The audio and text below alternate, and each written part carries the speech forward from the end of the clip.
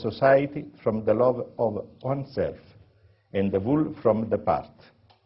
And the American sociologist Talcott Parsons, who tried to underpin the sociology of Durkheim, manifested total hermetism towards the unintentional consequences of intentional human actions.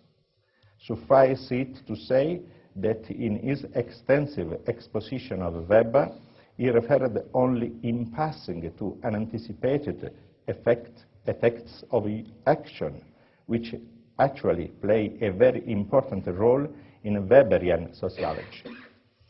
Hence, Parsons too deprived himself of the possibility of grasping the dynamics of social interaction, that double entry which registers intentional actions on the one side and unintentional consequence on the other side. Jeffrey Alexander wrote, "There is a profound moralism at the heart of Parsons' theory. His actors are imbued with the desire to be good, and they are understood as trying to conform with the principle that express this moral aspiration." In other words, according to Parsons, what we do for others is in the social exchange must be our one and only motivation. Our action should therefore be deprived of the personal objectives that promote it and place itself solely at the service of others. It should be a rule that becomes a motivation, but that would deny the personal reason for action. Parsons should have known that in a moment of honest self-analysis, Durkheim himself confessed, "We cannot perform an act simply because we have been told to do so. It is psychologically impossible to pursue an end to which we are indifferent, namely, that does not appear to us as good as does not affect our sensibility. Thus, we must admit a certain element of eudaimonism, and one could show that pleasure permeates the obligation." Although he criticized the political economy, Kant gave credit to economists for pointing out the spontaneous origin of some social institutions. He also believed that economists deserved eternal gratitude for their successful efforts to dissipate the lamentable and immoral idea that propounds, whether among individuals or among peoples, the improvement of the material condition of some as if this could only be derived from a corresponding deterioration for others. In other words, Kant had understood that social cooperation is a positive-sum game. All this disappears with Durkheim, who knew very little about political economy. The only economist he had studied to some extent was John Stuart Mill. For his methodological contributions, Durkheim himself believed that he could not benefit in any way from studying economics. In a letter to Célestin Bouglet, he stated, "I wish to tell you that reading The Economist may be of more use to you than it has been to me. I too, when I began 15 years ago, believed that I would find in them the answer to the question that preoccupied me. Thus, I spent many years without having anything in return except what one can obtain from a negative influence."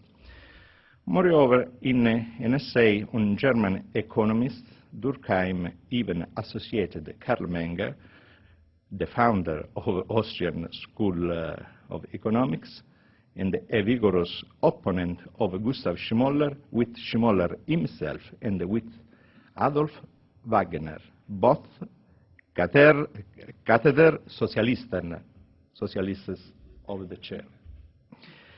However they may be, Durkheim's most misleading mistake was to identify the entire British political economy with the work of John Stuart Mill. In spite of the fact that he wrote after Darwin and Spencer, he failed to realize that the British economic theory included a utilitarian theory, strictly speaking, which contained the philosophical radicalism, hence John Stuart Mill, and another tradition that can be considered Darwinian before Darwin, which included Scottish moralists and scholars of Whig inspiration. Parsons embraced the Durkheimian position, strengthening it with a mistake made by Max Weber. In a letter addressed to Alexander, Parsons wrote that the fundamental formulation of the problem is a theoretical problem, was derived from Weber. What did the American sociologists derive from Weber? Weber believed that political economy, including marginalism in all its versions, was responsible for the notion of the life of men as the object of their enterprise, which is carried out according to calculation. Namely, he thought that personal preferences are a product of reason. Weber made a very serious mistake. But Parsons could have corrected such a mistake. In the bibliography of his structure of social action, he includes Soziologie und Geschichte by Ludwig von Mises, but he did not profit by the work of the Austrian scholar. Parsons could have learned a great deal from Mises. Indeed, the first and the second edition of Gemeinwirtschaft were available at the time. There was the Kritik des Interventionismus, and there were the Grundprobleme der Nationalökonomie, where Soziologie und Geschichte is republished. If I had not studied the representatives of the Austrian School of Economics, I would not have found my way out of the blind alley in which I was. Karl Menger clearly revealed to me that the nation as such is not a large subject that has needs, that practice economy and consumes. And what is called the national economy is therefore not the economy of a nation in the true sense of the word.